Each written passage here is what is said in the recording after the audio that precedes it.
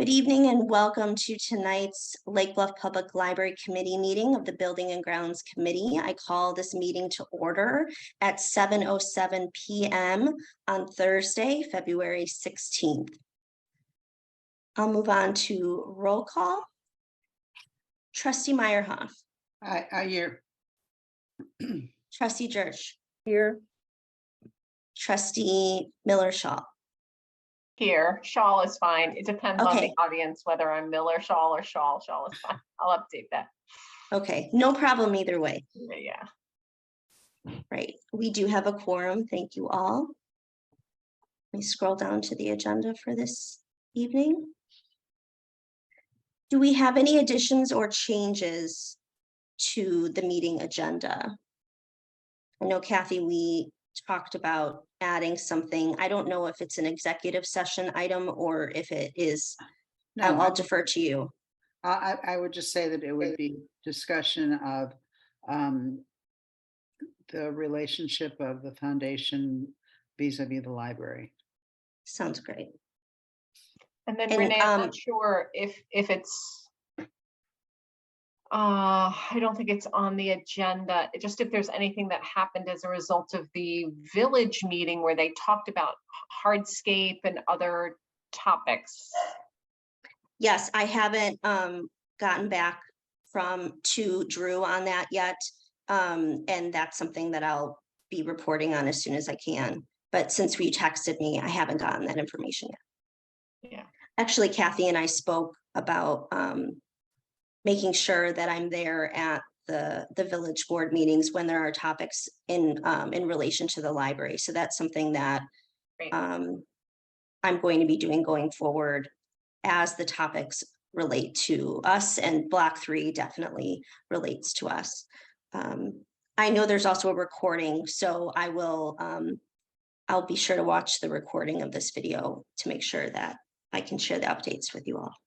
Right. Thank you. Yeah, so I saw something in like the village newsletter or something over the last 2 weeks that suggested that hardscape in the village and furniture in the village. So yes, that's what I saw and just brought it to Renee's attention. And that was appreciated. Yeah. Thank you. Any other additions or changes to the meeting agenda as it stands? I will add that the down here, item 11, as you saw some of the emails that I sent you just most recently, I think my point person for the proposals, Mike, is not, he hasn't been the person on the ground with us in the building. There is some confusion about what we're asking for the electrical replacement, and he's coming out on Tuesday. So I don't have this proposal at this time. What he sent me was a copy of the existing proposal that the board had already approved at our emergency meeting a couple of weeks ago. Yeah. And so he's coming out to meet on Tuesday to talk about that. I'll share that update when we get to it in the agenda, but that's why we do not have this proposal. So I just wanted to do that with you. Okay. All right. Moving on to the next item on our agenda, do we have any members of the public who are here to address the board? Hearing none, we will move on to the approval of committee minutes from Monday, January 23rd and Thursday, February 2nd. And I believe I have sent those already via email. Is that correct? I can also share it on my screen right here. I saw special topics minutes come out from previous special topics committee. I don't recall seeing the building and grounds, but if you want to display I will do that them. right now. Yes, I will do that right now. I'll also email it to you. Thank you.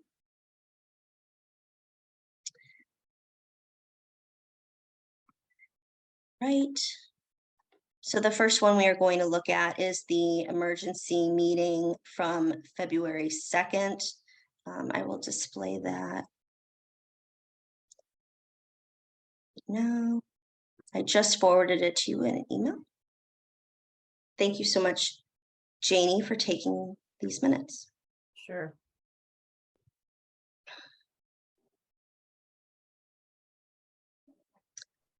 So I'll give the committee members time to review.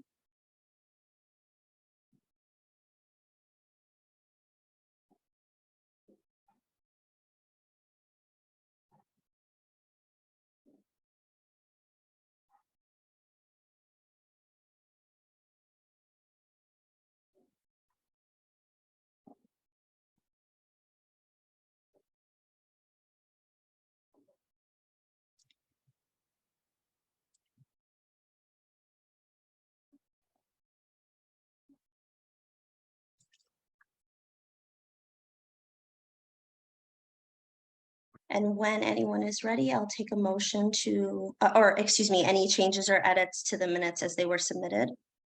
No, they look good. I'll motion to approve. Do I have a second? I wasn't in attendance, so I Yeah, hesitate I guess a I'll have to, second, so yeah, I second. All in favor? I, I, All opposed? Minutes are approved from the emergency meeting of the Building and Grounds Committee on February 2nd.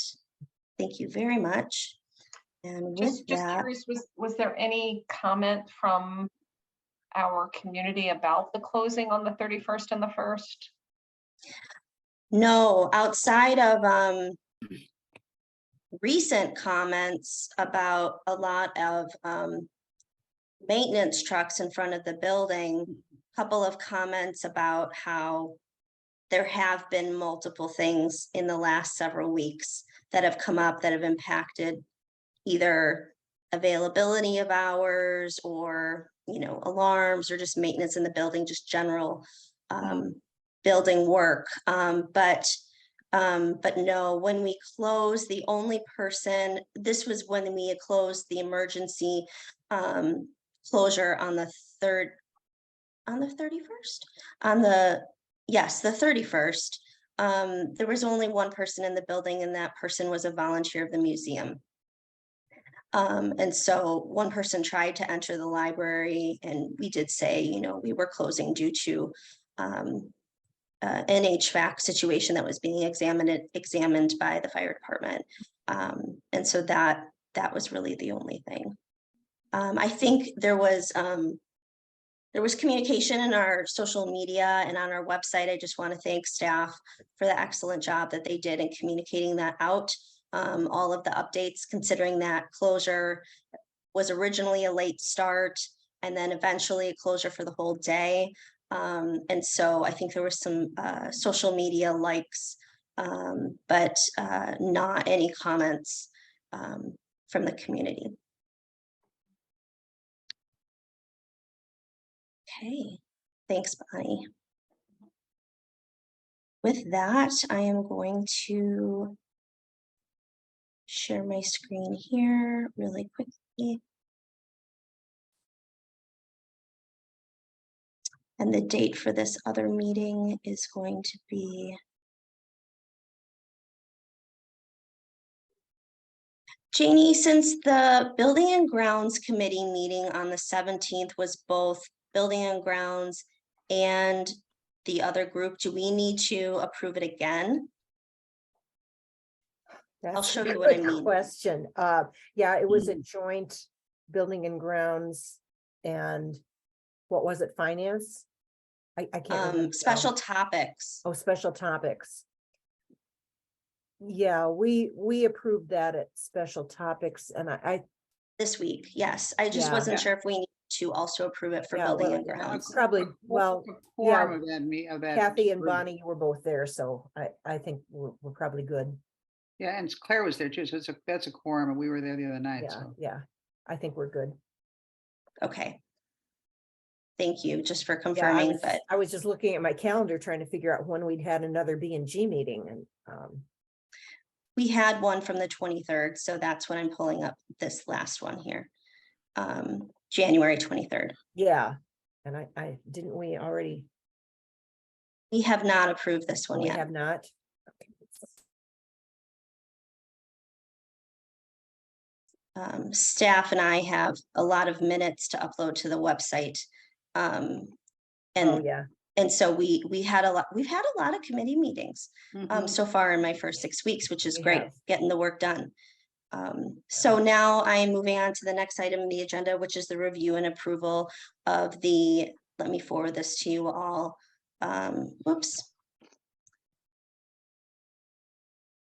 Thank you all for your patience with me today.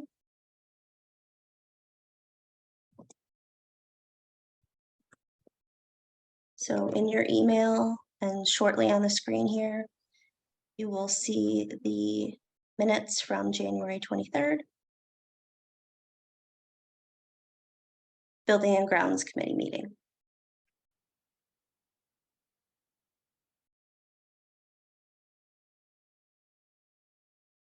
So I'll give a moment for you all to review.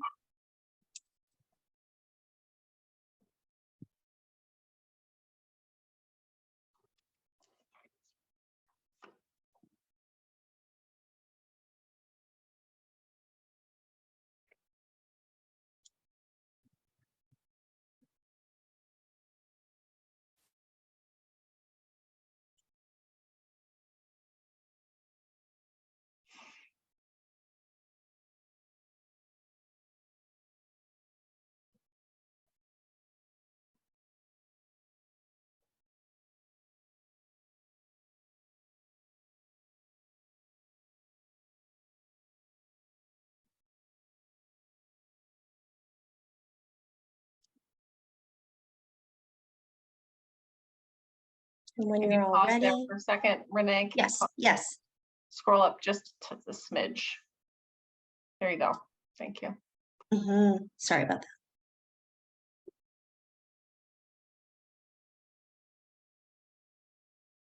I see that we have planned on about 4,000 for the site inspection. That was our best guess at the time because of my limit. Oh, okay. And So as now- we saw, it is segmented into 2 parts, but we'll talk about that soon. You know, at the bottom of the third dot there, At the bottom of the 3rd dot.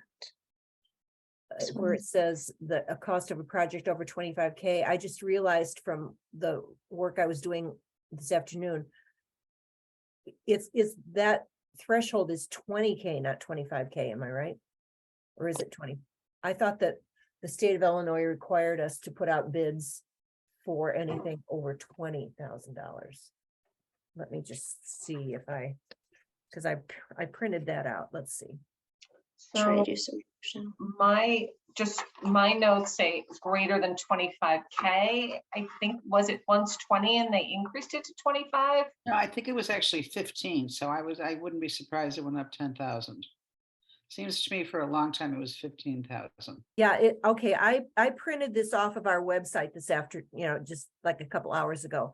And under authority to spend, it says the library may spend in excess of $20,000 only after completing the formal bid process as required by Illinois law for certain types of expenditures. So that's why I think that's in error, that 25K. I think the actual amount is 20,000.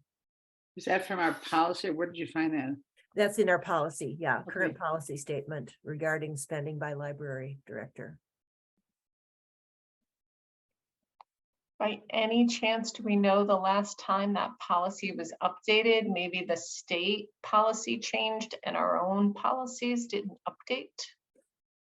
Well, Is this the person, which policy are you referring to, Janie? well, I would say this number, this 25,000 that is referenced here in my minutes, I thought was reflective of what the state requires. And so we should probably have that accurate. So maybe, unless you see anything else in there that you don't like, maybe we should approve the minutes pending checking to see if it's in fact 20 or 25K.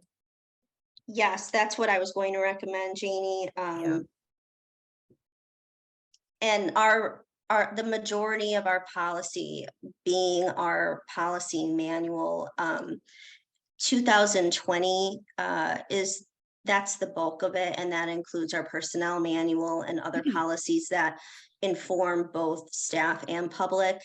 And what we've done, as now I understand it, in reference to a conversation I had with Kathy this week, it was segmented into different documents and put up on the website so that the public can more easily access each of the individual policies, but it's technically all one policy manual. Right.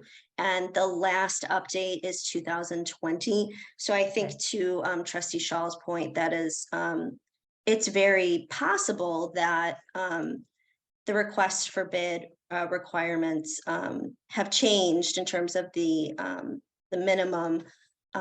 So we'll need to research that. I'll need to research that and get back to you, Okay, Janie, so that we thank can you. update the notes. I'm going to keep scrolling if there's any other discussion of that or any other topic.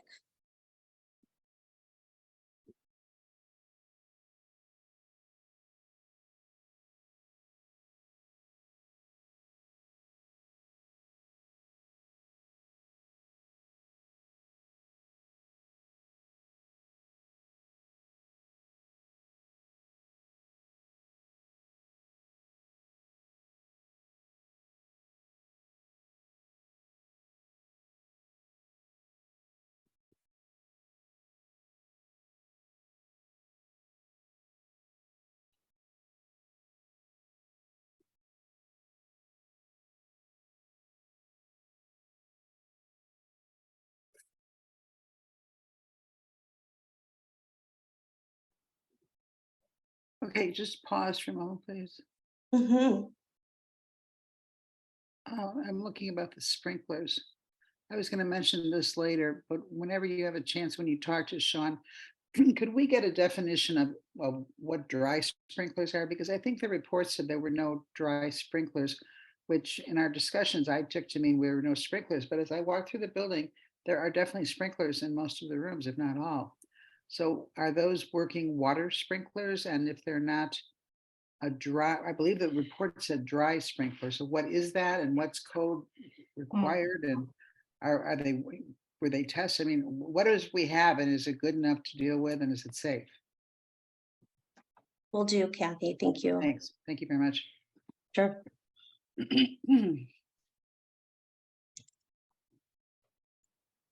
I will follow up with Sean Kelly from Engberg Anderson on that point of clarification. And that piping, that same piping, Kathy, that we talked about with those sprinkler heads that's on the second floor and first Yeah. floor, it's even in the lower level. So clearly they know, we just need that clarification. So Yeah, thank and you. I was in the storeroom yesterday and there's two sprinkler heads on the white wall. And those obviously were put in with the construction because they were put in into the drywall. So they are, Right. I I mean. think they were if they're not already there, sprinklers, I don't know. Kathy. I think they just had to probably bring them out a little bit farther from Right, them. but I mean, they addressed those, they exist and they should have. True, yeah. So that they were working with them. So clearly there's something and they sure look like sprinklers. I just hope it's not one of those, right now, there's all this stuff in the news about the so-called permanent chemicals, and fire retardant chemicals are one of them.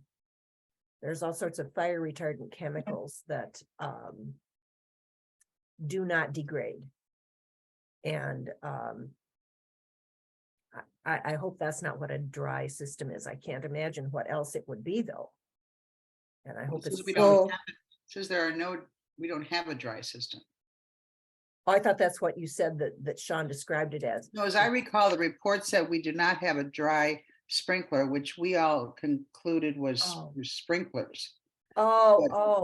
But in walking around, there are sprinklers up there, and I would think Yeah. if then perhaps they aren't functioning, but I'm certain that if they moved them to come out on top of the drywall in the storeroom, they would have had to correct them if they were broken or bring them to our attention. So I don't know. I just think we just need to find out what it is we have. Yeah, And is it good enough to live with, and is it keeping us safe? So, and is it operational? That's the yeah, other thing. yeah. We hope so. Okay, Any other, thank you both.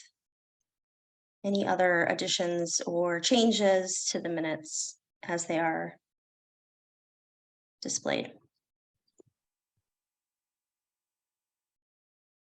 No. Okay. Do I have, oh, go ahead. Yeah, I'll move to approve. Do I have a second? I'll second. All in favor? I, All opposed? Meeting minutes from January 23rd, Building and Grounds Committee have been approved. Thank you all. pending the, Pending the checking change whether, and what the the spending limit is. confirm, yes, thank you for adding that clarification. And I will research that and get back to the committee as soon as possible tonight. Okay, the next item on our agenda is to discuss and draft wording to propose to the board on Tuesday for the meeting for directors' increased spending limit. For context, there was a discussion at the emergency board meeting that was held recently that there may be opportunities for the director's position to approve items to purchase or to support the library and its infrastructure beyond the $5,000 limit, which is what it currently is. So Kathy brought that up in discussion. And some of the points of interest were, just cost of inflation, the cost of rising services, even in the last year. And Kathy was saying that the spending limit for the director has been 5,000 for several years now. I gave some context, Bonnie, from my library experiences in Illinois. I've worked with libraries that have 10, 15, even $20,000 spending limits for the director. Now, of course, those are large, some of them are larger libraries with larger budgets. And there was also a discussion about if the amount is increased, do we want to set parameters for what that item could, or what those items could be, and do we want to at least have a touch base with the board president, for example. So this group is coming together to draft that. I can call it a proposal, but the proposed wording for those parameters.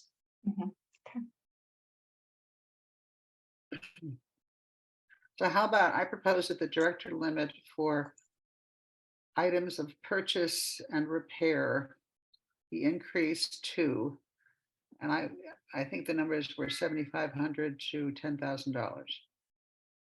That was Do you have that? originally, Do you have what I wrote up?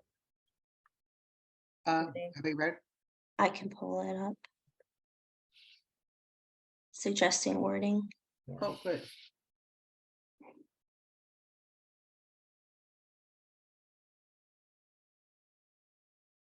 Right.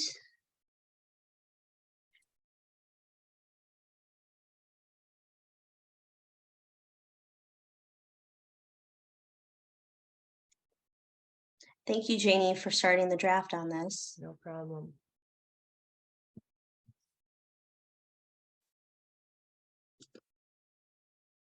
So one thing that I didn't realize until I pulled this up is that the spending limit is currently $5,000, but then if you skip down 2 lines, there's an additional $2,000 that can be spent in an emergency situation with Oh, approval of any 2 library trustees.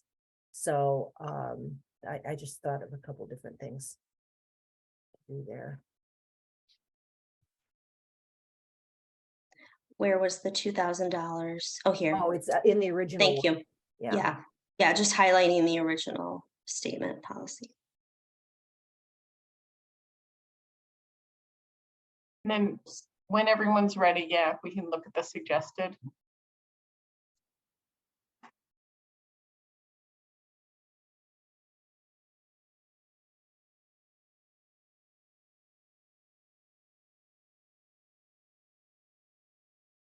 So is the library director, that's your recommendation, the library director is authorized to spend up to $10,000 on any single item prior to board approval.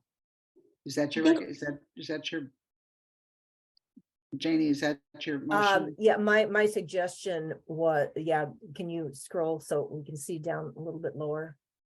Oh, That was my suggestion, and we can play with those numbers or whatever you want to do. But this is just taking that what was originally, what is now 5,000 and upping it to 10, and what it was 2,000 and upping it to 2,500. But for some reason, okay, Renee, you'll appreciate this, all the English teachers out there. For some reason, the library may spend the excess of $20,000 only after completing the formal bid process. For some reason, that in the original is between these two statements, which doesn't make sense at all. So I rearranged the order of the statements as well. And so have at it, guys. What do you want to do? I support that reorganization. Well, I think any single item is too vague. I mean, the limit is good, but we should be specific. I mean, someone might look at this and say, she could buy a used car for $10,000. So I mean, we have to be somewhat specific. That's a lot of money that the public needs to know we've been responsible about. So any, Matt, at the last meeting, I believe, said a phrase, anything that interrupts service. Yes, he did Well, say that. You're yeah, but I right. don't even think that's necessary because buying a new table is not interrupting service. That or buying 4 tables could cost $8,000. So for the purchase, let's see, where we got? Yeah, We is could authorized to say- spend up. Go ahead, Monty. I was gonna suggest that we could say, spend up to $10,000 on building repair, including service and parts. Yeah, but The it's not other just thing- building. This is not just, Sorry. this is her signing authority. This could be software. This could be computer repair. It's not just, this is not just a building item. Okay, when you said on any single item, it sounded very vague. So were you thinking of something more along the lines of any single item? Yeah. Well, some I related- just, no, I mean, I was thinking it's, system services, equipment, we all encompassing items that the director, her new desk sort of thing. I mean, that these are not emergency situations. It could be a combination of several items, chairs, or it could be a single item, which is, a new air conditioner unit or something. On system services, equipment, and on system. Did you just write that in, somebody? While you were talking, yeah. Okay, is authorized to spend up to $10,000 on system services. Equipment or repairs, Yeah, equipment and repairs. what we want to say, or. Well, it could be both. There Yeah. you go. So- System services, equipment, and or repairs. Oh, also, well, let's see. All right, another thing that happens with the board is that contracts are approved and they are voted for over a certain amount. They are voted for at the board level, and then the president signs the contract. So this really could be, and the scope of this authorization is up to anything we have, but putting that in there covers that. Added. Now, I would still wonder, and we should ask John this, who signs that contract, Renee? Even if you can approve it like verbally with a vendor. I have the Murphy and Miller contract in light of everything that came up. I asked Yeah. for a copy of it and it has your signature on it. Okay.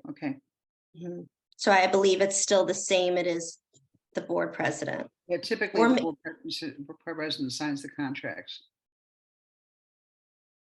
Renee, what's been your experience with other libraries? I'm actually a little surprised to hear it's not both board president and the library director signing the contracts. So, my last several libraries, the library director had authority to sign the contracts. This is the first library I've worked at where it's the president signing the contracts. Now, it's possible the Murphy Miller contract was beyond the 5,000, and maybe that was that's why Kathy signed it. I don't know. Maybe Kathy, you might remember. Well, usually it's because anything over $5,000 had to be approved by the board, and so the Right. board president just signed whatever that was. It was sort of the continuum. So if based on that model, then you would have signing authority for contracts as well as approval up to $10,000. Over and above that would be board approval, and the president or the treasurer or someone would sign.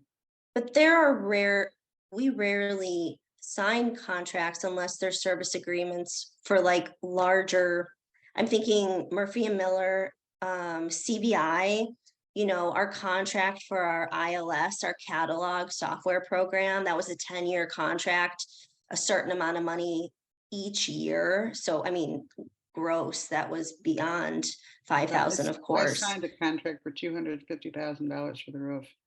Yes, I mean, that makes sense too. I took my time signing it, but it was, I did. And in many cases, I could see why, I mean, that would also need a board approval. Everybody would have to vote, given the amount. And I'm thinking even signing the contract for the Stroh Room, there probably was a contract that I signed after all is said and done that was approved and double approved and triple approved. But I just received a big stack of folders and paper from Katie about the Stroh Room and the construction, so I could even refer to it when I go into work tomorrow to see. So. I have two suggested edits to statement number 2, sentence number 2. Okay. So I would say in case of extreme emergency resulting in service disruption. Okay. And then I would say with the written approval of any 2 library trustees. Would that include email or actual pen to paper in your interpretation of that phrasing? My interpretation and email approval would work. I mean, it is an emergency. And I feel like between cell phones, email on your cell phone, that it's not too onerous, but it provides a level of documentation that could be important. Now, that's a good call, Bonnie. I would highly recommend that these 2 sentences be 2 different proposals and 2 different votes by the board. We're getting into some big dollars here for our library, and it may be that the auditors are going to have some reaction to this. So I think I think the first one is a given, and we did discuss it at an open meeting. And while Bill didn't commit to an amount, he was certainly open to the discussion without any caveats. But now we're going beyond that, and we're getting into, again, I think we should have 2 proposals, 2 recommendations to the board, and let the board, they may choose to not make a move on the second one at this time. And I think just bringing it back to Janie so that I understand, the original reason for the 2 sentences was because that was the format of the policy as it stands now. There was a 5,000 amount, and then there was an additional 2. So so in your proposal of this, just starting us off in conversation, that's why you brought this number to the table. Yeah, I have to say, I don't ever recall that opportunity number 2 being discussed or used. So, I was kind of surprised to see it in there. So I would think it's news to the board. So that's why I'm suggesting 2 separate motions. Well, there's, if everybody seems to like the $10,000 number, there's two ways that that could be handled. We could change the 10,000 to 7,500 and leave the vote number 2 in, so that the last 2,500 of the 10,000 would have to be, yeah, like that. So that would give the director up to $10,000 to spend if necessary, but the last 2,500 would need written email approval. Well, with the written. Yeah, did you want to put email in there, Renee? I was gonna wait for any recommendation from Oh, you okay. all. Bonnie Okay. said in her interpretation, this meant in either email, text, however, we could clarify that if we'd like, or leave it open. Well, if you can, yeah, if a written approval means that an email will suffice, I'm happy with that. We could say documented. Sure, there you go. That is a little more broad. What do the other, Bonnie and Kathy, what do you think? Well, documented just could be approved by minutes that there was a verbal approval. There's nothing in documented that means it has to be written. Right, so I'm just trying to ask what Yeah. you all would like the parameters to be. Well, I'm still going to go back to my vote number 1. We discussed in the open board 75 to 10,000. So I would like to stick with that up there. We had that in open discussion, and we didn't have any criticism of that other than we were to go back and talk about language. So I'd rather not go back to the board with a different proposal. So I'd like to stick to number 1. If we want to make a 75 to 10,000 and let us vote on, or if we want to recommend a number, and then have the additional be a second motion and advise the board it's consistent with the math set up in the original policy. It's just been extended for bigger numbers, and let the board decide on that. But I think that should be a full board discussion because it has not been. And This is new. Yeah, it's new. It's almost 3 times the limit of the first. So I just am more comfortable with getting it out in public and in the minutes, and then, as separate items of discussion. Can you clarify what you mean by 3 times the amount, Kathy? Well, I'm thinking if it was, okay, so we went from 5 to 10 to 1250, so it's not quite, it's 2.5 times the approval. If we were to make this, and I have no idea, I have no objection to the outcome of it we've discussed. I'm objecting to the process in that we had a full board discussion about up to $10,000, and now we're of actually 75 to 10, and now we're going beyond that without talking to the Treasury, without talking to Finance Committee. I was just asking about your numbers because if this originally was 10, sorry, if this was originally 10, yeah, and then this was 25 and 75, this is also 10. Kathy has trouble with math. yeah, he has a lot of trouble with math. It's no problem. And that's where I just want to make sure. But I was I'm just thinking if understanding. we're going from 5,000 to 12,500, which is what we could be doing, I guess. Yeah, that is. Yeah, that's a big That's a jump. big jump. And that's 2.5 times the original 5,000, I think. Janie, you can check me on that, but I think I know what I'm talking about here. Another option could be vote number 2 that we propose, and we'll discuss it as a full board, but it could be may spend 2,000 in addition to 10,000. So you've changed 5 to 10 in the first sentence, and you've changed 5 to 10 in the second sentence. Oh, I think I understand You could also do it that way. It's just, I think whatever we propose, hopefully we don't have to explain why we're proposing it, right? Because there's already been discussion on sentence number 1 being 10, is my understanding. Well, the discussion was between 75 and 10, was that 75 and 10. what we discussed? But I mean, that's neither here nor there. I think what we have is not written in stone, and we just want a proposal to bring to the board Tuesday night. And, you know, so whatever we want to put in there, it's going to have more eyes looking at it and more opinions, and we'll make a decision then. I can't imagine for the difference that we're talking about in the amount of money that, I mean, certainly the finance committee can meet on it and discuss it if they want, but I can't imagine that it's going to be needed. I don't know. I'm not on finance committee, so I don't want to make that call.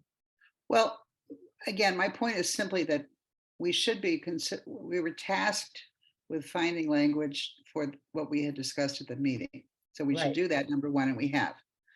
In our research, we've determined that the policy had this additional extreme emergency allowance. So Yes. that should be we would recommend that that be updated with certain dollar amounts and let the board either discuss that and stew on it or approve it. But it's two different things, I think. Yeah. Well, the other possibility is to leave what you've got under vote number 1 as $10,000 and just eliminate entirely the vote number 2 option. I've been taking this all in as you're talking, and I feel like from where I'm sitting, the number 1 can do both 1 and 2. Exactly. So if this is the main, this would allow me to address any extreme emergency that has service disruption. Just this alone would allow me to do that. I think So Right. I think so. Could we go back to the language we have right now? Is that available easily, or just? It's right It's there. basically what the point of it is, you can spend 2,000 more if you need to. Mhm. Yeah. Oh, okay. Well, yeah. But to Renee's point, the very first line there, the library director is authorized to spend up to $5,000 on any single item that would include something that's an emergency. So, Right. it really is maybe a bit, maybe when this language was crafted, people were getting a little bit nervous about the 5,000 being too low. Maybe that's why they put that in, whenever we did that. I honestly don't remember. And actually, looking at this now, I actually see the reasoning for the sequence. The director can sign this much. The library has a process over 20. If there's an extreme emergency, the director has additional resources. So that there is actually some reason to that sequence. logic to it. It just seems like a split infinitive to me, but. All right, whatever. Any proposals at this point, or additional discussion? Well, I Okay. make Go a ahead, motion for number 1, that the library director, I propose the library director is authorized to spend up to $10,000 on contract system services, equipment, and/or repairs without board approval. Prior So approval. Kathy makes a motion to propose this language, the vote number 1 language, to the board on Tuesday's board meeting. I'll second. Okay. All in favor? I think we have to vote individually. Okay. We're not spending. What We're not you're spending. proposing? I think we should. The reason I did Okay, all right. the reason I did the all in favor was because your proposals for the language, not the amount, where we would do the okay. individual. That's just my thought, but I'd be happy to go through each one if you'd like me to. Whatever you want to do is fine. All in favor? Aye. Aye. All opposed? Okay. The motion carries. This language, which I will send to you, Janie, for the notes, will be proposed as the updated language that informs the director spending limit. It will be proposed to the board on Tuesday's board meeting. Okay. Well, thank you so much, Janie, for getting us all together like that. That was Sure. very helpful. And then do you All want to do right. something about 2 or just have that as an item of discussion when we meet Tuesday night? I'll offer it to the committee for discussion at this point. What do you all? I would have proposed language ready. But I would have that out as I would vote on the first, and then I would say, in addition to this, we'd like to discuss item 2, which is whatever we feel, first of all, citing the policy, showing that there's, we've done this in the past, that there's emergency money. So allowing that, here's our proposed language, and put it on the table for the whole board to vote on, and then it's all covered. Do we want a motion for that also? In addition to. Okay, wait a A second. motion. Extreme emergency, the library may spend 2,500 in addition to 10,000, right? If that's what you're, yes, in this Yeah. case, if it's approved. Yeah, That would have to be the 10, yeah. yeah. Mhm. Bonnie, any thoughts? So I'm thinking about, okay, what could possibly happen here? I don't know, Why? like a transformer or something blows and we have to replace the whole electric box in order to open the building. A flood. A flood, right. So I feel like, A car driving into the library. yeah, well, I mean, you laugh, but like I have friends that have worked at libraries where that's typically happened so in a way, 1,250 isn't enough. for those items. Yes, correct. Well, That's what I'm thinking. On the other hand, if something catastrophic happens like that, I mean, that's an application for FEMA dollars.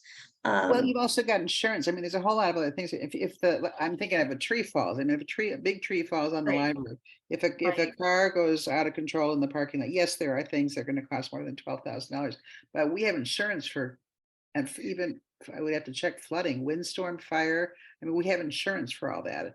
And you have temporary loss of business insurance, and you have, it's not like and we have reserves. So there's not like there's pennies, nor would I really want anyone to be burdened with all those decisions. That's why we have a board. So I think up to $12,000 is a lot of money, and a quick emergency. It's really. Yeah, I'm trying to also. I mean, I'm thinking of anything technology wise that might fall in that dollar amount, but I suppose that's why one might have a statement like this for the situation that you don't know to plan for, but it may also be. Go ahead, Bonnie. Sorry, I'm sorry, Renee, I interrupted you. Oh, Please right. finish. No, I was pretty much done. Yeah, I feel like item number 2 just provides additional flexibility. It still has oversight with 2 library trustees involved. Whether or not it's, enough money for some of those catastrophic events probably doesn't matter. I think I would have no objection to including a vote on number 2. Either as 1,200 total, 12,000 total, or 12,500 total. It's sort of, they're so close to each other, it doesn't matter. that doesn't really matter. So I kind of like the flexibility that it provides, and hopefully, this policy wouldn't have to be reviewed again for 3 years. Hopefully we're good then. Yeah, and I think the approval of 2 library trustees there are, like, for instance, most of the time, and we can have an emergency meeting of the board whenever we need to, but we need a quorum. So, but I think the director can probably just about always track down 2 trustees. And then again, I really think that the dollars here are ample to begin that, whatever could be that bet the board up. I mean, there's things to do, but I really can't think of an uninsurable loss in excess of $12,000 that would shut us down. And it may be that that initial money needs to be spent and then it will be recouped after insurance comes through. So in this case, maybe that would be. we also have, you're not going to be there, Renee, all by yourself. And you're out, $12,000 is gone and you're all by yourself. You've got a whole community to support you. So I think we're, Absolutely. I think we're perfectly safe, but we're just increasing, the dollars where it's kind of, inflationary here. What we've done is we've just moved the dollars up. So I think but it's the same principle. But let's have a motion. Let's let the whole board express their thought on it. So then with that, is there a motion to propose the vote 2 language after the vote 1 language is proposed to the board on Tuesday's meeting? I so move. I second. All in favor? Aye. Aye. All opposed? Okay, And Renee, I would just ask that you maybe also highlight in yellow the additional language that we added regarding resulting in service. Yeah. done. Great. And then it was think on. we also I think it did was on here. contracts. Yep, Yeah, that. not without. Okay, did I miss anything else? On. Let's be thorough. I appreciate that. Let's be complete. Thank you. Anything else with this agenda item? I think we're good. Okay.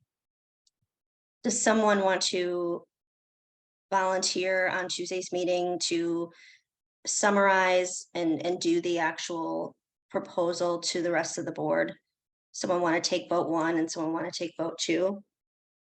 Well, Or would you like me to go over them myself? well, I'm happy to it's do totally that. up to you if you would like to, but it may sound self-serving coming from you. I'm trying, I I'm can trying to like understand pull you back in this wanna, yeah, conversation. I can understand you wanting to distance yourself. I'm chairman of the committee, so I can do it. Great. Thank you so Yeah, much, you're gonna Janie. send me this, right? I mean, Yes, oh, absolutely. thank you. All right. And as you say that, I just want to make sure that I save it so I don't lose it. Okay. All right. Thank you so much. So the next item of business, just pulling it up here. All the windows.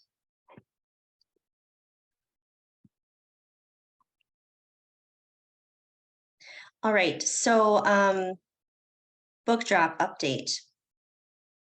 I wish this was a little bit easier. We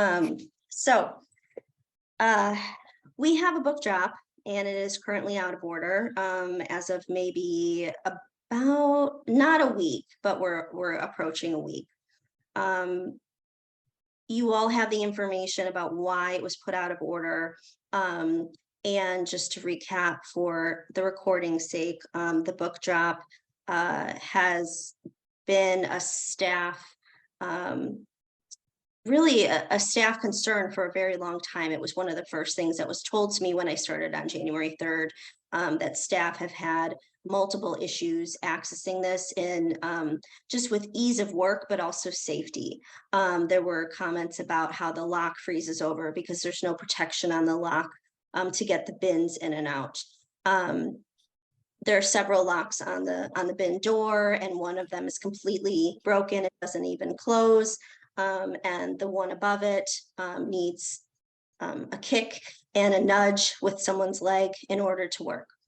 In addition to that, the book bins, these are the 4-wheeled large bins that staff move in and out of the library. It's, they estimate about a half a block, I'd say a quarter, from the front of the door to the book drop where it is on Oak.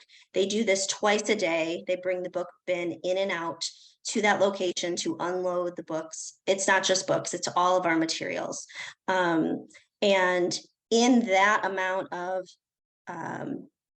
use, those bins themselves have no longer, they have stopped functioning. I've been told that the wheels have been replaced or the ball bearings have been replaced multiple times and they're still breaking. I'm concerned about a wheel falling off in the middle of a bin transfer and staff might injure themselves. There have been other staff injuries with the book drop itself in the past. And this is one of our most used items, the book bins themselves and the carts.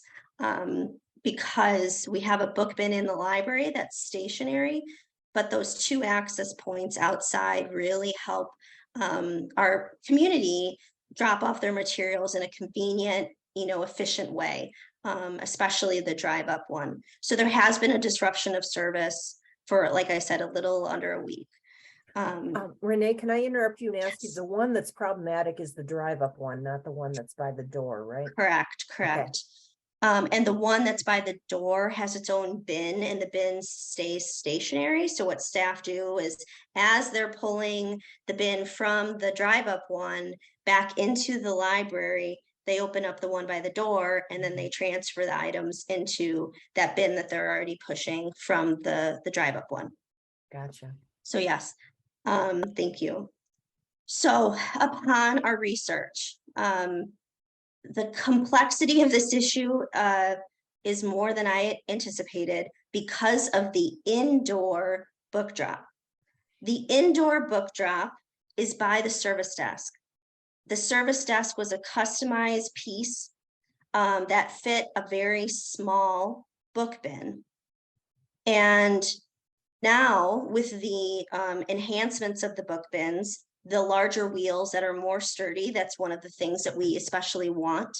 And just all these different sizes, the smallest bin does not fit underneath our customized desk.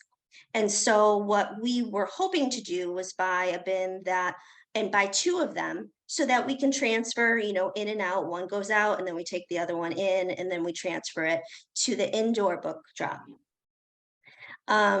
That does not seem possible, and I've exhausted the library supply stores that sell library furniture to the point where I'm going now to the vendor themselves, Kingsley, of these book bins. And I have an email waiting for me to respond after today was out today, but they got back to me right away, and I'm going to talk to them potentially about a custom bin, something that's small enough that fits underneath our desk and also has those large wheels. I don't know if it's possible. Yes, Bonnie. Are there any such bins that are made out of more of a Tyvek or canvas material? I'm thinking about the bins that we've used to move in our college children in and out of the dorms. Sure. The bins generally are not made of that material because with the items themselves, as they're placed in, they need to be a little bit sturdier and also wipeable and cleanable. You'll see many of them. I can even show you right now some examples if you'd like, if anyone's interested. The materials I'm finding are metal or steel. I'm seeing wood or wood substitute, a lot of that type of material, but I have not seen anything that is canvas or that type of material. Not even something plastic that's sturdy, but. So I would say with a wipeable. plastic book bin, it can break. And I certainly, if there is one, I'd love to see it. Let me show you Kingsley book drop, just to show you. And Kingsley's not the only brand. I've already been researching others, but this is the main, and frankly, this is the most customizable book drop. And then you order the book bins through them as well. So let's see if I can. Okay, so first we'll start with the book drops themselves, establishing a connection. These are the outdoor bins. So we need, I don't like that it does that. It doesn't allow you to see. So on the left side here, this first one, it's the smallest item. It's their smallest bin. Another limiting factor in purchasing a book drop is that that concrete slab that was added to the sidewalk to fit the book bin is only of a certain width and length. And these other two series, the 50 and the 60, don't fit on that concrete slab. So the only one that fits is the C series, but as you'll see, the bin is quite tall.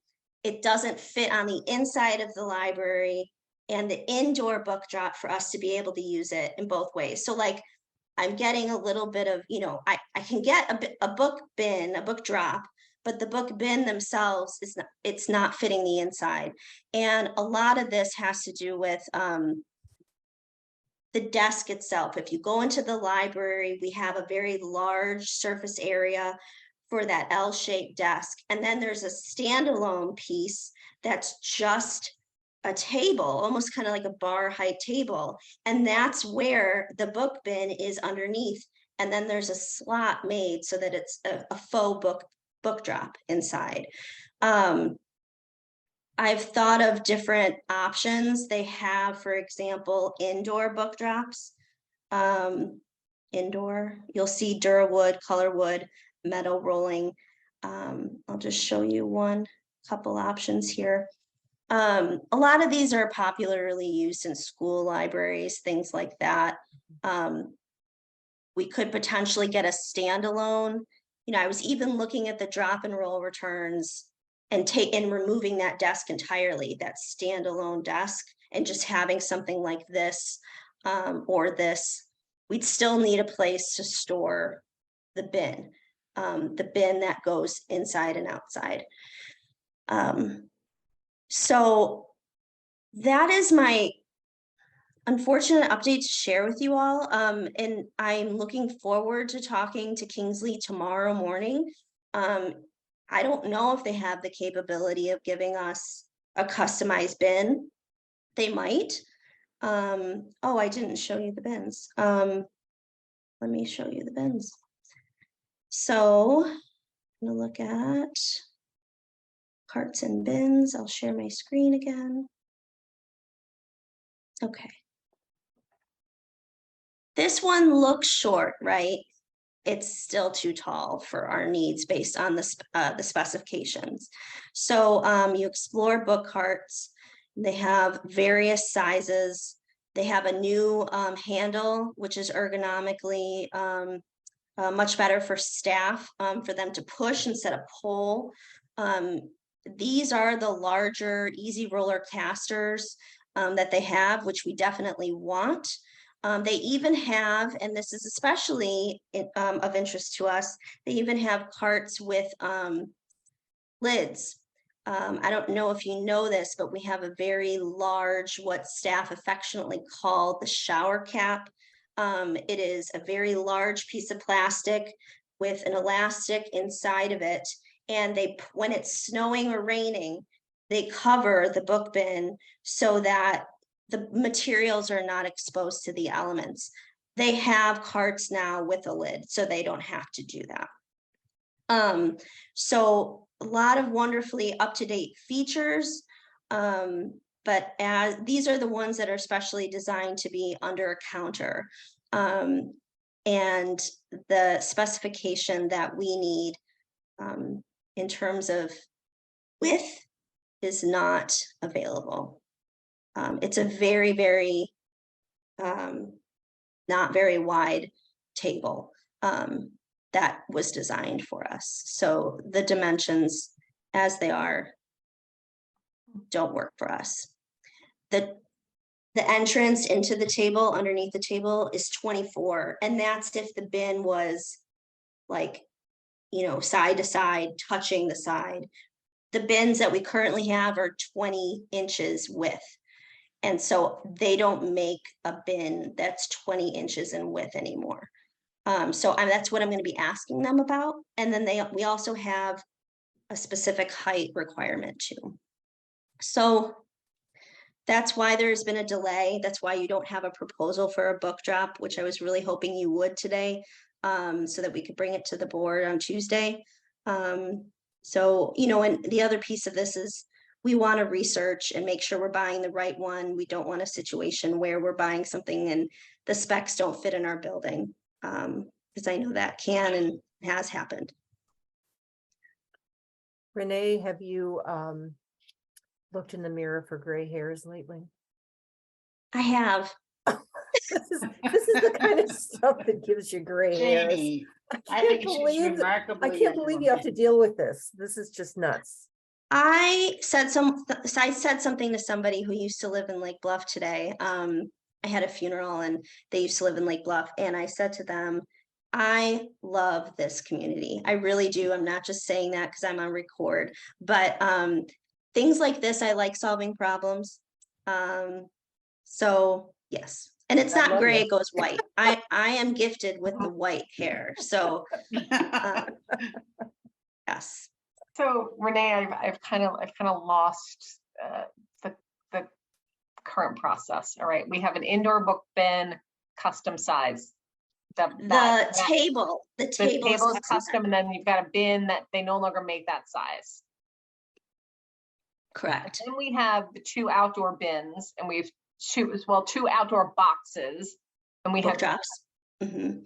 but the book drops, and we have 1 rolling bin.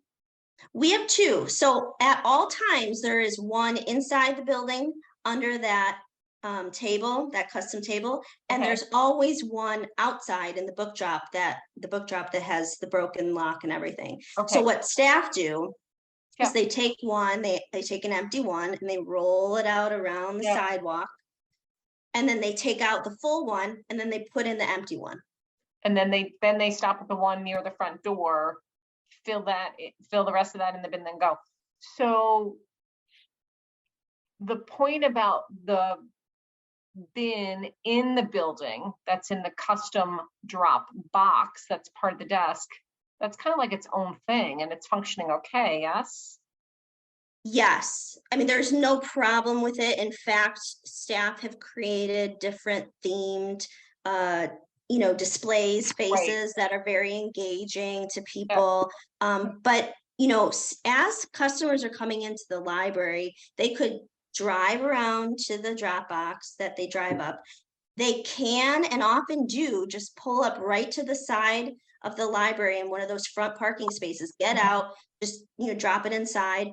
Or they come into the library for a spell. And then as they bring all their materials before they go down in the children's or upstairs, they drop it off inside the library. Right. So we need a new box on Oak Avenue or Oak Street, I forget what it's called. Yeah, Oak Avenue. Okay, and we need 1 or 2, and we need 2 new rolling bins. But those bins that roll and go outside, they don't have to fit at the front desk as well. No, they do. That's where they're stored. I mean, that's where one is Oh. stored, where they're both active at all times. Okay, I thought we had 3. We have 2 bins. The third one is the one that stays in the book drop by the door. It never comes out. And all 3 of them are the same size. All 3 of the rolling bins are the same size. The one right by the door is a totally different book drop and a totally Exterior. different bin size, in case you were curious. Okay. Is Cat.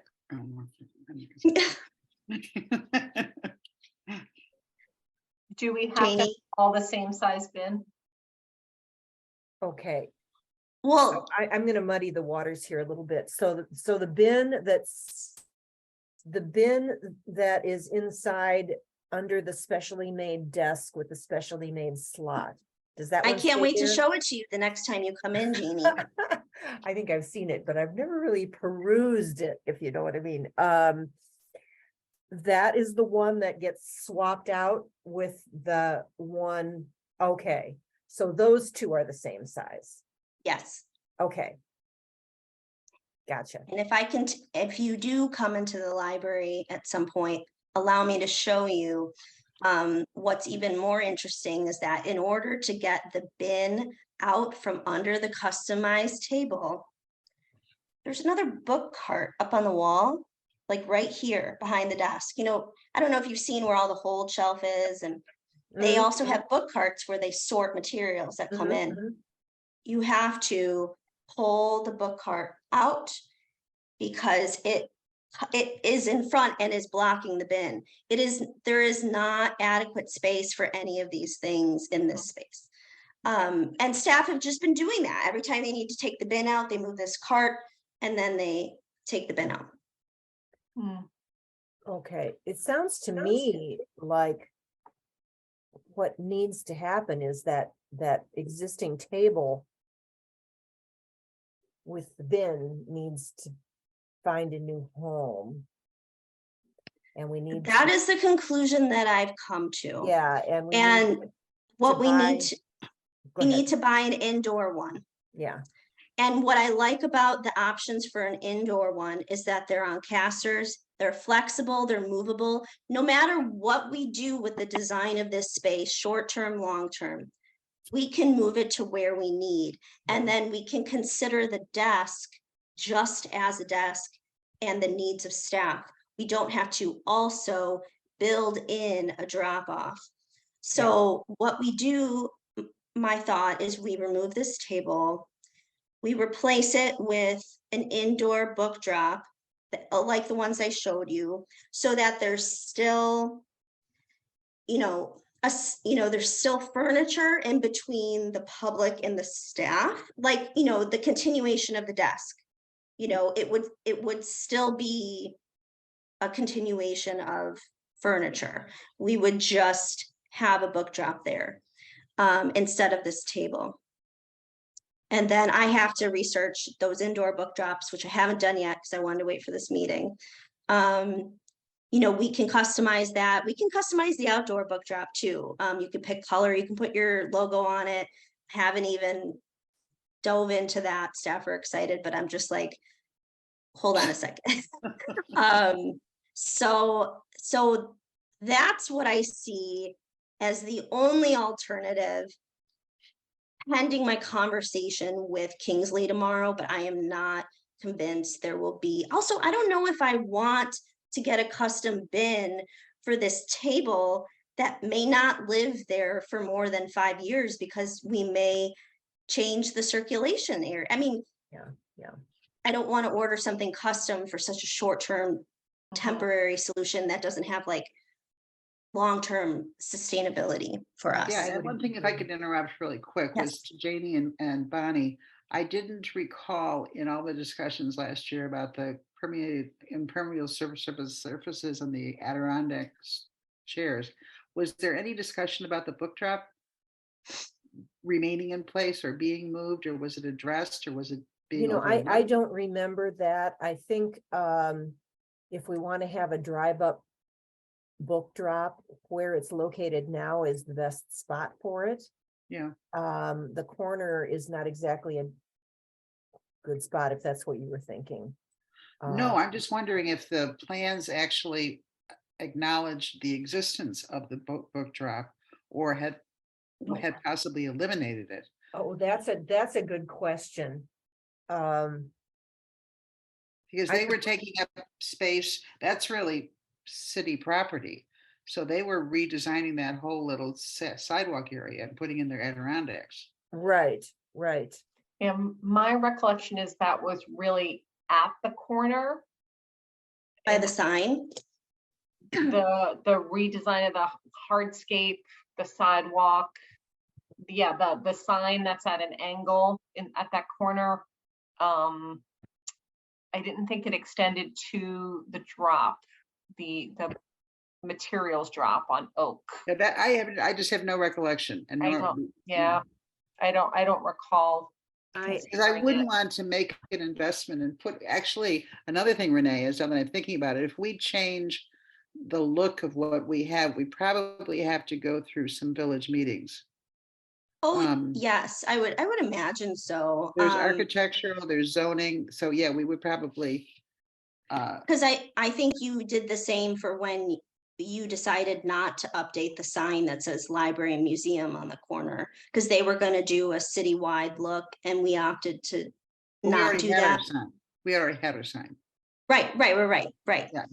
But I mean, if we were to, I'm sure we got approval to have the book drop that we have. Oh, And I think I've been told there was a lot of back and forth. Yeah, but I wasn't. If you replace the exact item, all you have to do is notify them. But if there's a change, that will go through committee. I hadn't even thought about that till Hmm. color. Yeah, and I'm actually hesitant with the logo bit, but Yeah, because we don't know if we're ever going to be rebranding. right, and that gets into signage, and they might have a feeling about signage, so I would try to keep it as close to what's the existing. The color, if we end up with what I'm thinking we might with this proposal, there's an exact color that matches what we currently have. Yeah. Do you remember when that discussion was with the Adirondack chairs? Anybody? Well, it was before Eric's resignation, maybe a year ago. I was just gonna say, I can look through notes because I can't remember if. I sort of agree with Bonnie that we were talking specifically about the corner there, and I think that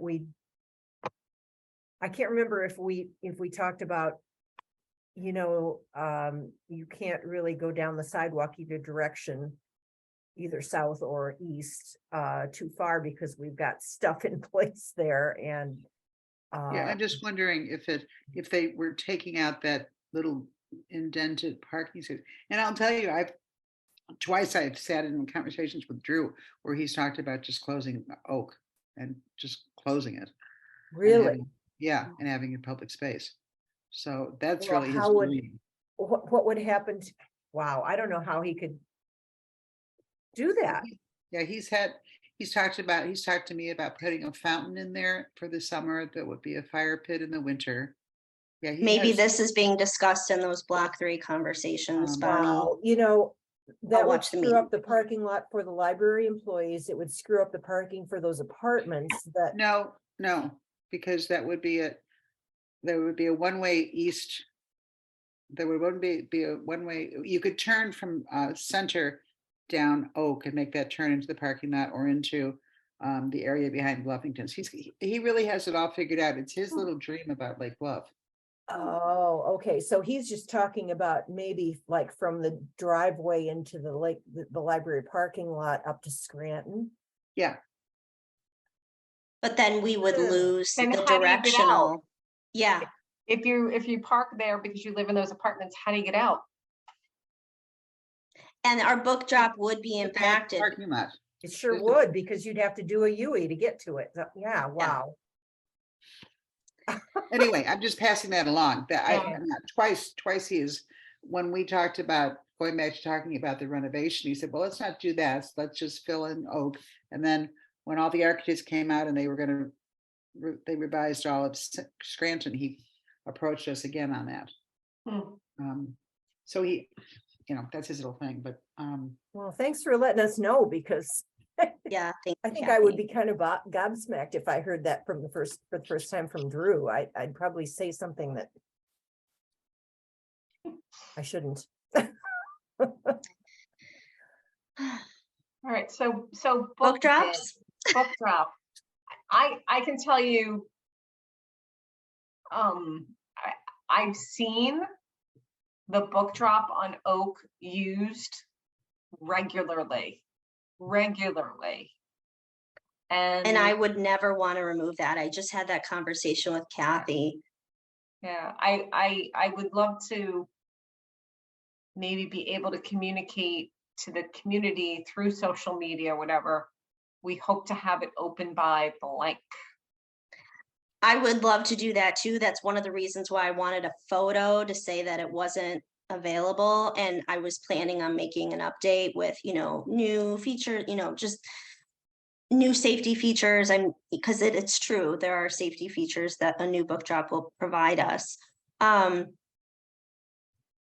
Given the options that I gave you, I think we need to discuss an indoor book drop that's new, where we remove that table, and then an outdoor book drop, which we can fit on that concrete slab with those tall bins. Mhm. And then I will do magic in behind the desk area to fit a second bin, because I wouldn't want only one bin where staff are going out to the book bin, bringing it in, and then bringing it back out just for one trip. I think this idea, I mean, this is what libraries do. They'll replace. I mean, that's just less issue on staff, you know, it's just a lot more time efficient to. More efficient, yeah. Yeah. So we would need to store an extra bin somewhere in the back, behind the desk temporarily, what between those, you know, in and outs. Is it possible to find maybe a even quicker solution by purchasing a new book drop, portable indoor book drop with a bin and putting it in the vestibule where the chairs used to be? So we don't have to reconfigure the front desk. Do you mean the chair, like the chairs on either side of The library book, the books, the pattern chairs that had the books on them. Do we maybe, because I feel like closing down or replacing a custom piece of furniture is going to potentially be a bit disruptive, and I'd love to see that Oak Avenue book as drop. soon as possible. I Yeah. agree. Yeah. I agree. I need to, you know, pull out my measuring tape again and see. The concern that I have with that is the flow of people. If there is a stationary indoor book drop in that vestibule, thinking a family, 2 or 3 kids in tow with a stroller, they're going to stop and spend time to put stuff in there. They're not going to just go right through. Whereas now the flow of people is, okay, they come in, they go upstairs, they go downstairs, where they come to the desk. And then it gets people out of the way of that thoroughfare. So as I'm thinking about the traffic patterns, that is one initial. Now, if there was a really large painting that we could remove, I don't know, in that space, but that's not our space. It's a shared vestibule space. Yeah. It is not all our decisions to make that I was space. thinking a rolling indoor book drop in the vestibule that only stays there until we remove and the custom piece of furniture. I don't think we need to remove the custom piece of furniture in the current book drop until we have the solution. I mean, we can have the solution up until, do you know what I'm saying? Like, there wouldn't be any interruption of service. But there currently is an interruption of service in that there is no drive up book drop. Outside. That would be my area to focus on. Because people already have an indoor book drop. You're right. It's at the service desk. So what's the shortest, quickest solve for getting an outdoor book drop? We discuss and approve it at Tuesday's board meeting. And we start with maybe just the 1 cart. I really think we need to do both the 2 carts. I would agree. Because of what I was referring to in terms of process for staff. And that we always knew we needed. We always knew we needed a new outdoor book drop because of the lock situation, the freezing over of the locks, and staff couldn't even get in there. So that needs to happen. And then what we do with the bins, the extra bin, singular. We could put the bin in the vestibule, decorate it, and have kids just drop their stuff. It's not pretty. I'm just thinking I need to measure everything in that back of the circulation desk to see where we could potentially fit another bin, because it doesn't fit underneath that custom piece of furniture. Isn't it kind of redundant to have a book drop right outside the door and then right inside the door? I mean, it is, but we don't. I was trying to think of a place for that extra bin to go, because we need 2 new. Yeah, we need 2 new book bins. One is going to live in the outdoor book drop, and then there's always going to be an extra one to swap out. And if the table stays there, the custom table, that's space that we can't use to even place a bin there. So we need to figure out where the bin goes. Space is a premium.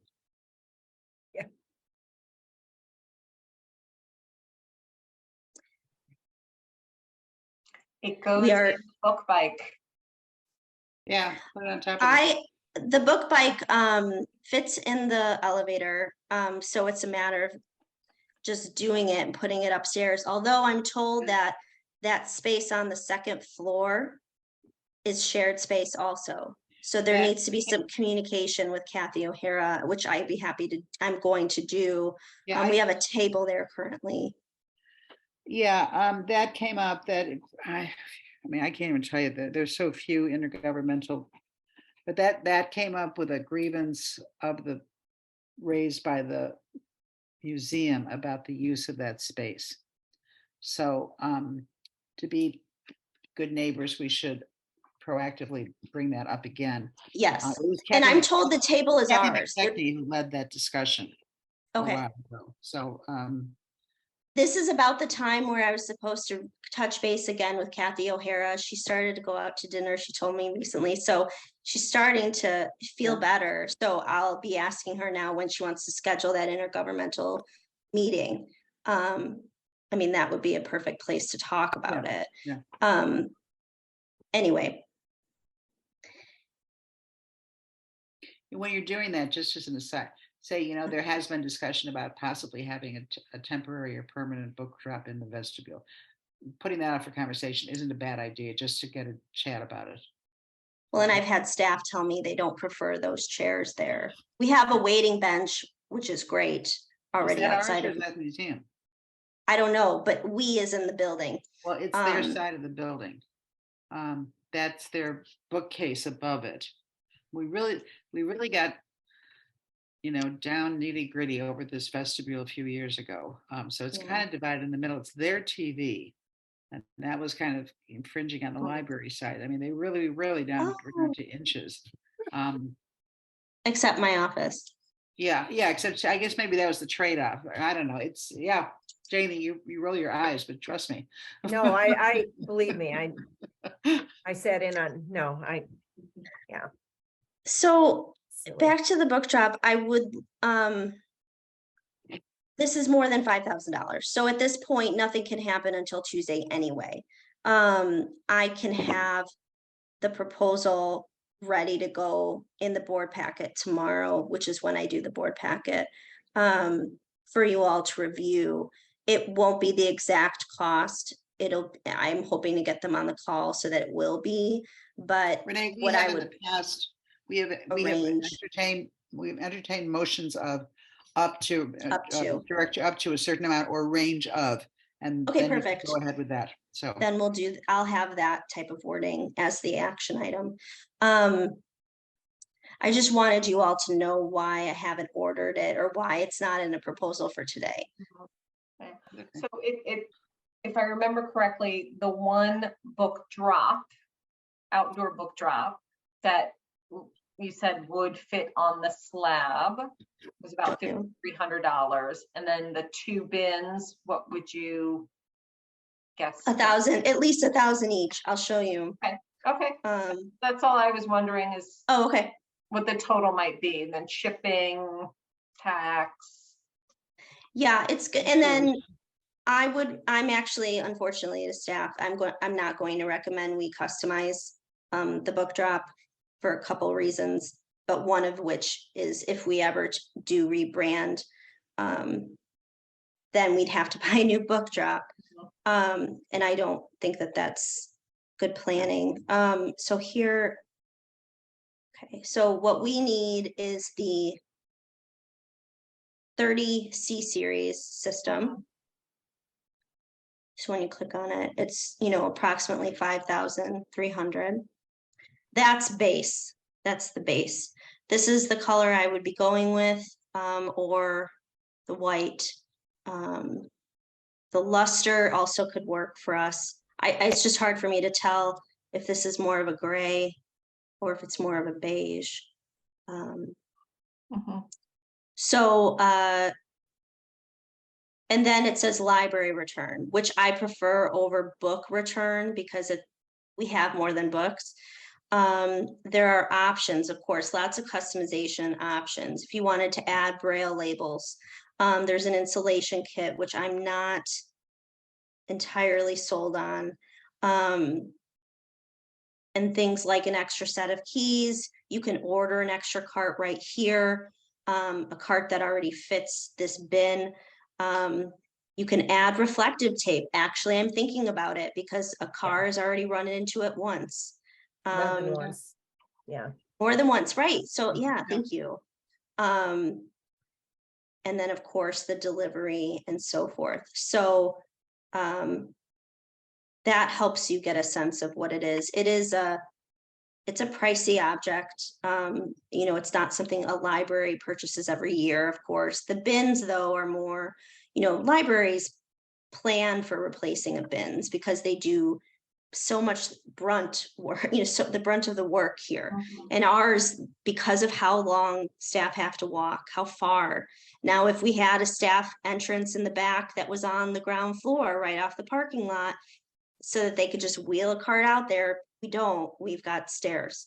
So that's why it's a little longer. And it's almost the cost of doing business in a way to me, because we would never want to remove that access point. Yeah. And since we're on the topic of drop boxes, if there's some way we could improve the way that signage is added to those drop boxes. Oh, the duct tape. Yeah. I did not know what their current process was. And I said, do the current process.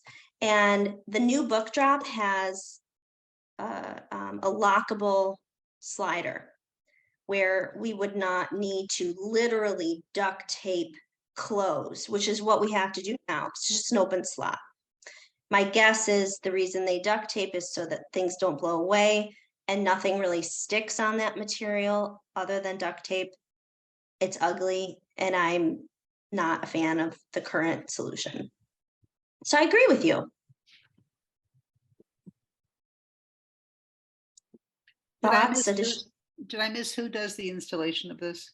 I know I stepped away from it. So we're going to order directly through Kingsley. And that is the company that makes these book drops and book bins. Demco, the library store, other places that libraries purchase through offer them, but not with as much customization as, you know, they kind of have like a standard set of options. Yeah, but who installs the thing on the concrete? Oh, they do. That's Okay, where you all have to add, that. Okay. And I wouldn't, this is a specialty item. I'm not having. Absolutely. And then do they remove the old one? I'll have to ask. That probably is going to be a special pickup. I can't imagine they do that. It's not like it's probably not like Home Depot where for $40 they'll take your Well, let's old find out, range. because what else are Of we gonna course. do with the thing? Yeah. I know, And absolutely. they may know how to recycle it far better than we could. Very much so. I will And for say your too, information, you would Yeah. have to have someone with a Lake Bluff Village vehicle sticker to take it to our dump. Yes. dump. Yeah, so Yes. that's not an easy drop off unless somebody's real handy with it up. Unless someone has a truck that maybe you can toss it into, so. We keep all actually that in have a mind. lot of items for special pickup in the library. The plexiglass in and of itself, but there's a whole special pickup process that I want to do with staff so I can quantify how much we have, so I can see what it is, if it can even go in the dump. Some items, you know, maybe, you know, I forget the company, but they have a big truck, got junk, you Yeah. know, we might have to do something like that. Yeah. Okay. So there's no item to vote on. Any additional discussion with this? I just want to clarify for my notes. So you're hoping to come up with a proposal for the new outdoor book drop that contains a bin already, an extra bin, and an indoor book drop. I'm waiting on the indoor book drop, Okay, or we're not pursuing it at this time. okay, I just have to find a location for that extra bin. gotcha. And so it sounds like we're talking about an expenditure that's certainly going to be above the 5,000 Mhm. current limit I think it's gonna be over the 10. with the Is that install. in, which budget is this in? So this can be, well, we've already spent our equipment, furniture and equipment, overspent that, and that was for Stroh room. This could be building and maintenance. Also, we can continue to overspend the furniture and equipment line because that's really what it should be charged to. That's what it properly is. And then in terms of the numbers that we have financially, we have extra from passports, we have extra from salary. Yeah. There are several lines that are underspent. I've already had meetings with staff, asking them dollar amounts, how much is underspent, how much is underspent. So I have a tally of that, those numbers. I guess my question is, we've got this building, this HVAC, we've got the book drop, we've got all these. When you add all that up, are we going to be dipping into reserves for these items, or are we okay with our extras? We still have the 16,000 budget that was budgeted already for this fiscal year to go into reserves. Good. Also, keep that Stroh room handy, that number, because if and when there's a disbursement of the trust, those funds would be directed back to the library, and I'll explain that in a few minutes. So, I don't. At this point, I've heard nothing, so I don't think it'll be in this fiscal year, but we'll see. Okay. Well, thank you. Oh, Bonnie? Is there any benefit in offering to the friends to see if they would like to cover the book drop and maybe add a acknowledgement on the book drop about the friends? I thought about it. We also have furniture needs that we're in the process of putting a packet together for them of furniture for the building. And they've already expressed interest in supporting the furniture because they had in the past. It's more at this point now, it's figuring out which pot of money goes where. I think, well, I already know they had unspent money that they were looking for an additional proposal from me. Before their April meeting. So that's why I had been working with staff on the furniture. But they estimated about what they're looking to spend for the year. It would be the majority of the money that we would have been asking them for the tables. Okay, I certainly don't want to wait till April to get a green light from the friends. We wouldn't have to, and the furniture, because they can approve things in between meetings. And they already said that they were going to. I think it's just a matter of, at this point, the book drop needs to be ordered Tuesday, and I would be comfortable having that come out of expenditures. And then continue the work that I was doing on the furniture and have them and move forward with that for them. Yeah, and the Friends mission is personal property. That's right, front and center in their mission. They tend to, with the exception of the fireplace, they've always steered away from anything real property. So, Oh, okay, good to know. That's kind of their thing. Okay. Hearing nothing else, moving on, I hope to. So I'm sorry, shouldn't we have something on Tuesday, a proposal to approve the purchase of a book drop and 2 bins up to an installation removal up to, I don't know, That's appropriate. $15,000 or something so that we can get it ordered right after the board meeting on Tuesday. And that would be, with a stamp of approval from this committee. So I think that would be appropriate. Yeah, I've got that in the notes already. You mentioned that you were going to have it be an action item. So then, but I think what Bonnie is saying, do we need a proposal for this committee? I propose, a motion to propose this on Tuesday, that the board consider Renee's proposal for a book drop and 2 bins. Yes. So with that, do I have a motion? I so move. Second? I'll second. All, This I would do a roll call, because this is much closer tied to money. Because this is the actual item and we know the cost of the item. What would you recommend, Kathy? I would, but what's, I know what Janie's working on the motion, but what's the dollar amount we're putting in the motion? So I would safely say, just looking here, And give yourself latitude there. yes.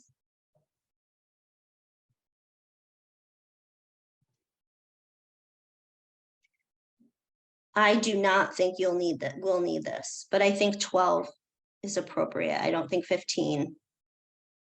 I think there's gonna be it's gonna be underspent. So up to $12,000? Yes, because the bin itself, the book drop itself is under 6. The bins are 1,200 each, plus those installations and a couple of customizations.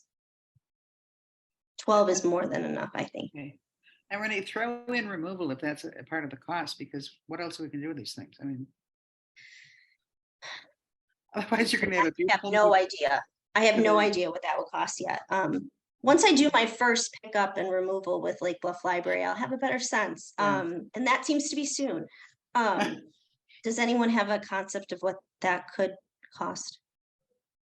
Well, there's a thing called college hunks hauling junk. We've used them with moves and Oh, stuff. yeah. And Mhm. that's they're really very helpful, and they carry anything from anywhere. The most subterranean, corner of your home.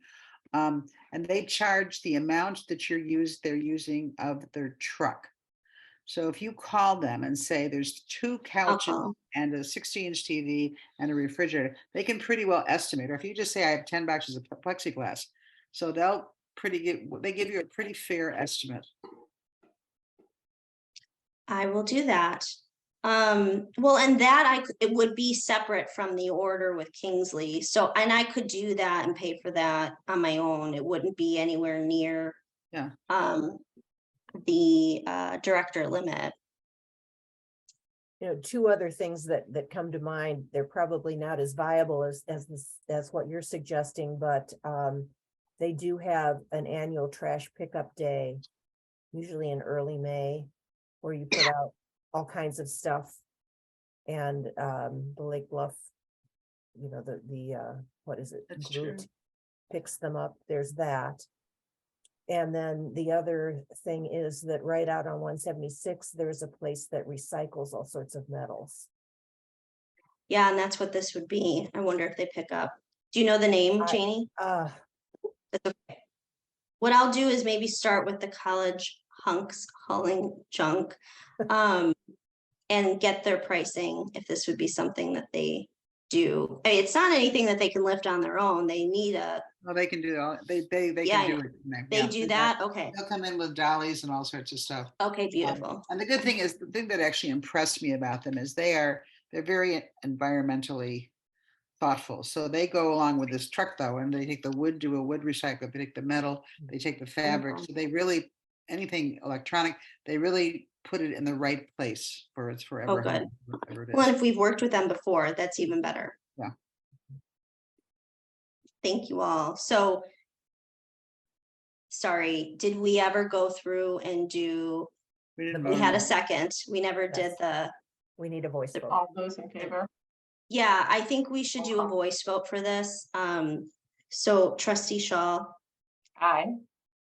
trustee Meierhoff, Aye. trustee Jerch, Aye. and the amount is up to 12,000. Hey, one more quick Motion passes. thought on removal of just all kinds of waste that needs to be removed from the library. I thought that if you called the village, you could request a special pickup. Like if you move into your house and I don't know, you're getting rid of something like a refrigerator. I thought you could call the village and they would do a special pickup. I do. I think can they ask charge about you that. for it though. Yeah, they charge you. I mean, I think we're gonna have to pay especially for some of these items that are awkward and big and maybe not recyclable. I think at some point Mhm. we'll have to pay. The plexiglass is what I was thinking. Okay. But I can call them. I didn't realize that. So we'll call the village too to see what that would cost. Okay, how are we doing? We've got a couple more items. We, Yeah, I'm fine with finishing them up. we can also table for another meeting. So I just want to put that out there if that is of interest to the committee. The Can you items we show have the left. agenda? Yeah, I'm pulling it up right now. Thanks. We've got the review of the proposal from Engberg Anderson for the accessibility and site evaluation work, discussion of the library hot water heater. I don't have the proposal for the electrical unit. Kathy was going to provide an update about the foundation. And then we'd already talked about block 3 and making sure I watch the video and get the information about the furniture. What of any of these would you like to table for a meeting? Maybe not next week, but the week after. Well, I can explain the foundation stuff whenever. Okay. So, you can hold up on that. Foundation stuff, And the hot foundation water heater, discussion. the hot water heater is pretty simple. It's fallen apart, so maybe we should get a new one. That was Right, and my question to you all was, what is the process for doing that? Do we need to go out for RFP? Can I call Cahill and have them give us a quote? What have you done? This will be my first week. Let's talk about that actually. So next we'll talk about the discussion of the hot water heater. Oh, Bonnie, I've seen you now. I think the hot water heater is just like a standard 40-gallon tank, residential tank. I don't know. I don't have the Engberg Anderson report up in front of me, but I can pull it up. He said that we are in desperate, I mean, that's one of the that's what most priority do. items as soon as possible. Plumbing, I think it's in plumbing. Oh, Outlook kicked me out. Yeah, it's a domestic water heater, 40-gallon. It should Okay. not exceed $20,000. I've Oh, God, replaced no. some of these, and we probably all have. Yeah, we Replaced these in our homes. replaced one last Monday. Yeah. Ours is 75 gallons and we had two estimates, one of 4,500 and one of 3,200. I will only tell you when you replace your hot water heater, there is something called an expansion tank, which is a must-have. Some people choose not to. Either within or above the heater, as the hot water heats, it expands, there's steam. If you don't have this expansion tank, there is a risk of rupture because of the steam. So it's highly recommended to have this. So that is an add-on. There was a significant difference we had two different contractors. One was a heating and cooling guy that always does that for us. The other we called our plumber, which is Pasquesi Plumber in Highwood. And both of them had parts, which we were worried about, available the next day. But there was a big gap. So I would highly recommend 2 or 3 estimates. Cahill's good, Pasquesi's good. I think the library has used Ravinia Plumber in the plumbing in the past. Oh, Ravinia, that was at Glencoe. Yeah. That was our vendor there. Yeah. Mhm. So those are all good guys. Okay. So to summarize what I've heard so far, we don't need to go out for RFP based on the cost that you're estimating, and even the money you just mentioned, Kathy, that's way lower. I'll get 3 estimates from Ravinia, Pasquesi Plumber, and Cahill. Renee, tell them that Meierhoff's referred you to Ravinia. Sure, absolutely. And then 40-gallon tank with the expansion tank add-on. Any other knowledge we can absorb from your experience, Kathy? Well, they also both highly recommend. There's a thing called a saddle valve. I'd never heard of a saddle valve before. I now know what it is. It allows the water to go from the heater to it has to do with the humidifier on the furnace. And as from reading from Sean's report, humidifiers are notoriously don't work very well, but they work For our even building. less well. They don't humidify at all if this saddle valve is corroded. Ours was and had to be replaced. If it doesn't need, and also there's the one that's probably at a library, it looks like two pieces of steel making a T. Those cannot be replaced per code. So now we have an actual looking valve, and it's called a saddle valve. So if they give you the story on the valve, the story is you can't have the old one, you have to have the new one, and it's essential for any hose of humidifier working. Got it. And we want to include that expansion tank that you mentioned. Yeah, Kathy. that's, yeah, I've yeah. never heard of that. It's I've on my never heard of list. that. Yeah. Any other knowledge from the committee about hot water heaters that I can apply to this process? Okay. So then I'll be getting the estimates, and depending on the estimates, as soon as I get them, I'll send them all to you via email. And if it's under 5, I mean, if I get them tomorrow, I don't know if I'll get them tomorrow, but I'll move this as fast as I possibly can. Okay, any questions with that process moving forward? Okay.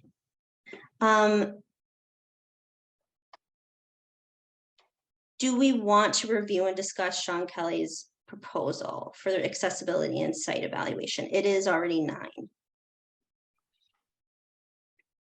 Not really. I also think that, you know, at the start of another committee meeting, we'll all just have fresher eyes on it, given the amount of time we've talked today about book drops, more than you ever wanted to know. But ultimately, it's up to you. I'm happy to keep going. Yeah, so I would just want to know, does the group think we can get together early next week? Early next week is the board meeting. We have a board meeting on Tuesday evening. Are you suggesting Monday? Yes. Yeah, Let me check I'm my not gonna be schedule. available Monday. Pulling up my calendar here. Are any of you available during the day? On Monday? On any day? Oh. I And am. Monday, I'm not around either. Yeah, I would be available Tuesday, Wednesday, actually any day but Monday during the day. I can do Tuesday during the day. So can I. I can't Okay. do, well, I can do after 11:30 a.m. But I can have a, also, I don't have to be at this meeting. I mean, you guys can go ahead without me. okay. I do have a site walkthrough with, oh, I forgot his name already. Mike Croak is still in Tanzania. And so it's Jeff Shank. Jeff Shank, yeah. Yes, and so I haven't given everybody this update, Kathy. I can give that if you think that's worth it. But I have a meeting with him at 1 o'clock on Monday, so anytime before 1 would be best for me. Or Tuesday, excuse me. Well, why don't you guys, my dog trainer is coming at 10, so. It's important, dogs need training. So I will just, whenever that'll be 45 minutes or an hour. Are you guys meeting by Zoom or whatever? I mean, think that would be best. I'll either phone in or I'll come over to the library when I'm free. And if I'm not, you guys go ahead with your business. That's absolutely fine. Janie and Bonnie, do you prefer 9 or 11 to give Kathy some flexibility? Doesn't matter to me at all. Bonnie? 11. Okay, sounds great.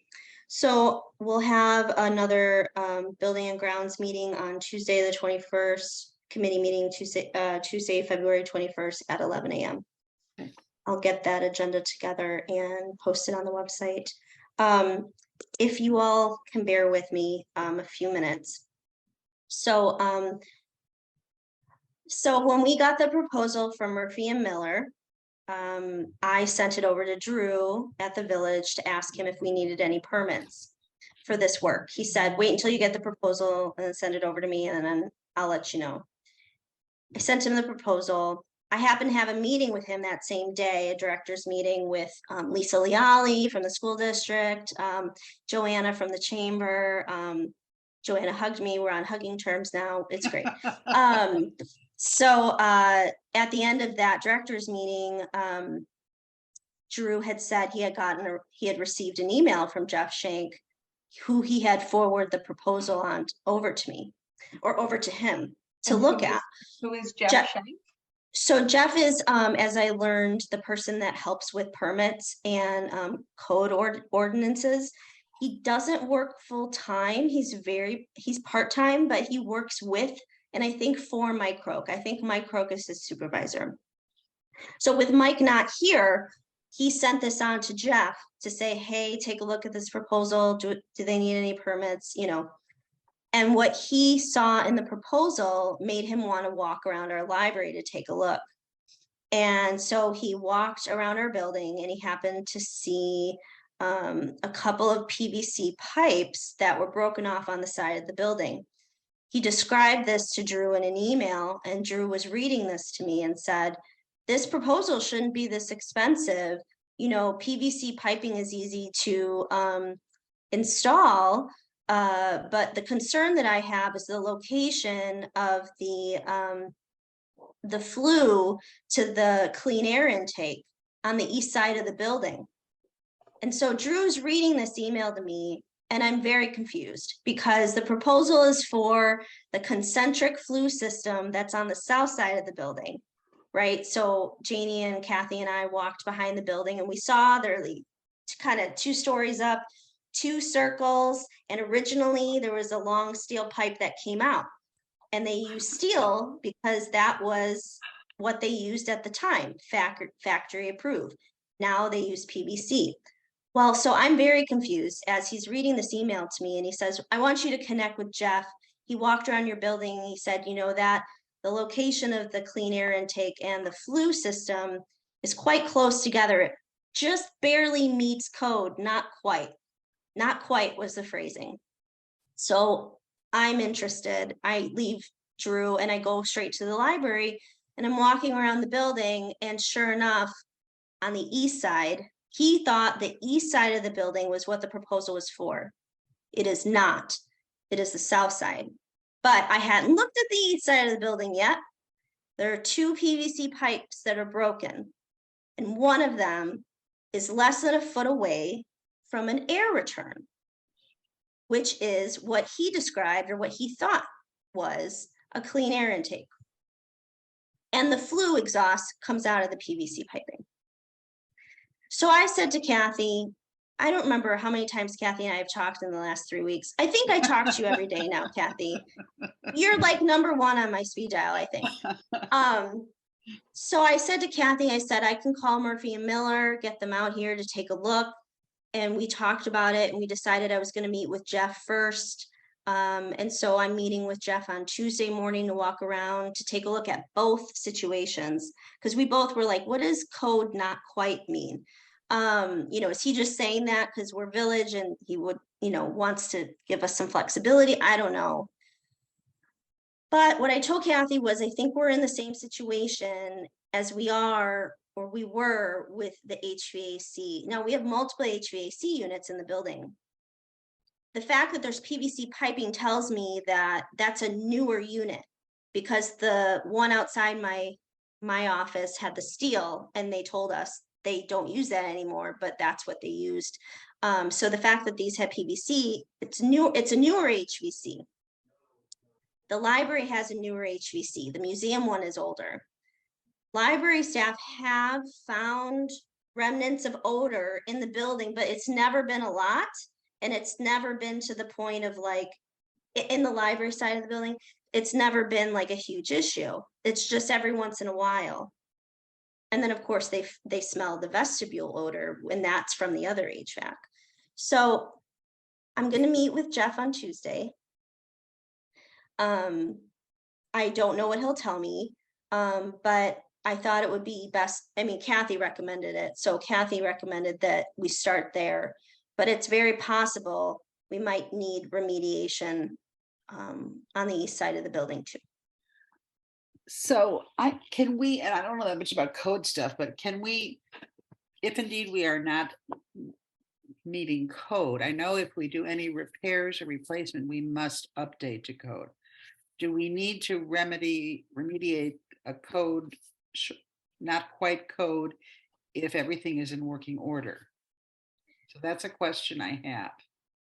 And I don't know. That would be a question for Jeff. So this walkthrough, if anyone would like to join me with Jeff, is on Tuesday at 1. I don't know if anybody on this call is available. I may try to get to that. And Renee, this all started with the February 6th proposal from Murphy and Miller to replace the flue piping in the manager's office. Yes, Okay. which the flue piping that comes out on the building, it faces south. Yes. So as Jeff was looking around the building, he was There's looking for another flue piping. There isn't currently a pipe for flue right now because it broke off the concentric circles. So of course he didn't think to look there. And I don't even think it identifies a direction on the proposal, what side of the building. So he was walking around the building to try and find flue piping, and then he found the PVC, and I think he assumed that it was that. And that's why he saw the cost and he said they should be paying this, they should get another estimate. Right. But it's for a totally different issue entirely. But that first February 6th proposal was approved in this special board Yes. meeting? Okay. Yes, it was. And what I was doing was sending it to Drew to ask if there were any permits that were required. Right. But we still don't have an answer to that. No, and that's meeting with Jeff will help me get that answer too, because Okay. he doesn't know what he doesn't yet know Yeah.